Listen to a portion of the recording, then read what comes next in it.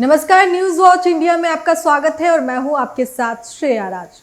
उत्तर प्रदेश की बरेली से एक ऐसी घटना सामने आई है जिसने पूरे इलाके में सनसनी फैला दी है। एक वकील को कथित तौर पर अगवा करने की कोशिश, महिला को बंधक बनाकर उसके गले पर चाकू रखना, विरोध करने पर जानलेवा हमला और फिर पुलिस से बचने के लिए फायरिंग। आखिरकार पुलिस मुठभेड़ में आरोपी के दोनों पैरों में गोली लगी और उसे गिरफ्तार कर लिया गया। बताया जा रहा है कि ये वारदात गाजियाबाद के चर्चित सूर्या हत्याकांड जैसी घटना को दोहराने की कोशिश हो सकती थी। आखिर क्या है पूरा मामला, कौन है आरोपी बिलाल घोसी और क्यों उसने इस खौफनाक वारदात को अंजाम दिया, आइए जानते हैं पूरी कहानी। ये मामला बरेली के प्रेम नगर थाना क्षेत्र का है। पीड़ित ब्रिजेश मिश्रा पेशे से अधिवक्ता हैं। जानकारी के मुताबिक 30 और 31 मई की रात ब्रिजेश मिश्रा अपने मामा के साथ गांव से जमीन से जुड़े काम निपटाकर वापस लौटे थे। देर रात वो अपने मामा के घर गुलाब नगर के बाहर वाहन पर बैठे हुए थे। इसी दौरान अचानक वहां बिलाल घोसी पहुंचा। आरोप है कि उसने ब्रिजेश मिश्रा को जबरदस्ती खींचकर अपने साथ ले जाने की कोशिश की। जब ब्रिजेश ने इसका विरोध किया तो आरोपी ने चाकू निकाल लिया और माहौल तनावपूर्ण हो गया। शोर सुनकर ब्रिजेश के मामा मौके पर पहुंचे और किसी तरह उन्हें बचाने की कोशिश की, लेकिन इसके बाद आरोपी ने जो किया उसने पूरे परिवार को दहशत में डाल दिया। आरोप है कि बिलाल घोसी ने ब्रिजेश की मामी रानी शर्मा को पकड़ लिया, उसके साथ मारपीट की और फिर उसके गले पर चाकू रख दिया। अचानक हुई इस घटना से वहां मौजूद लोगों में अफरा तफरी मच गई। किसी को समझ नहीं आ रहा था कि आखिर क्या किया जाए। जब अपनी मामी को खतरे में देखकर ब्रिजेश मिश्रा आगे आया तो आरोपी का विरोध किया। तब बिलाल घोसी और ज्यादा उग्र हो गए। आरोप है कि उसने ब्रिजेश पर चाकू से लगातार 2 वार किए। ये वार उनकी पीठ पर लगे जिससे वो गंभीर रूप से घायल हो गए।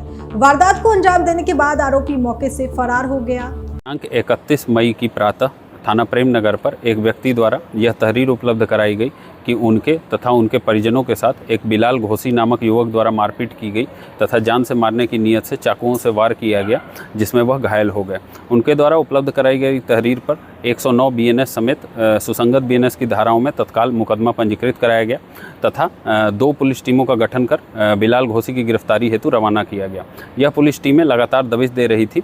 उसी क्रम में मुखबिर की सूचना पर आज मध्य रात्रि जनकपुरी पुरानी रेलवे लाइन के पास RPF बैरक के पास जब बिलाल घोसी को घेरने का प्रयास किया गया तो उसने भागते हुए पुलिस पार्टी पर जान से मारने की नीयत से फायर कर दिया। आत्मरक्षार्थ की गई फायरिंग में बिलाल घोसी के दोनों पैरों में गोली लगी तथा उसके कब्जे से घटना में प्रयुक्त आला जुर्म एक अवैध चाकू, साथ ही 315 बोर का तमंचा, मय खोखा कारतूस जो उसमें फंसा हुआ था तथा जिंदा कारतूस बरामद किया गया तथा उसे उपचार हेतु जिला अस्पताल भर्ती करा दिया गया है। सूचना मिलते ही प्रेमनगर पुलिस मौके पर पहुंची और घायल वकील को इलाज के लिए अस्पताल भेजा गया।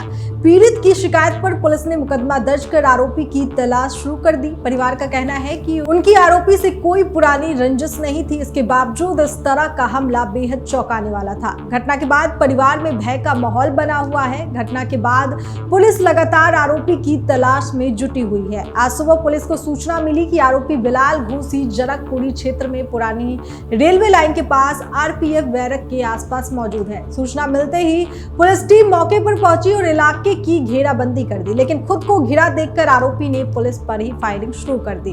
पुलिस के मुताबिक आरोपी ने भागने की कोशिश की, जिसके बाद आत्मरक्षा में जवाबी कार्रवाई की गई। जवाबी फायरिंग में बिलाल घोसी के दोनों पैरों में गोली लगी और वो घायल होकर जमीन पर गिर पड़ा। बताया जा रहा है कि घायल होने के बाद आरोपी पुलिस के सामने गिड़गिड़ाने लगा और अपनी गलती स्वीकार करते हुए माफी मांगने लगा। इसके बाद पुलिस ने उसे गिरफ्तार कर लिया और इलाज के लिए अस्पताल भेज दिया।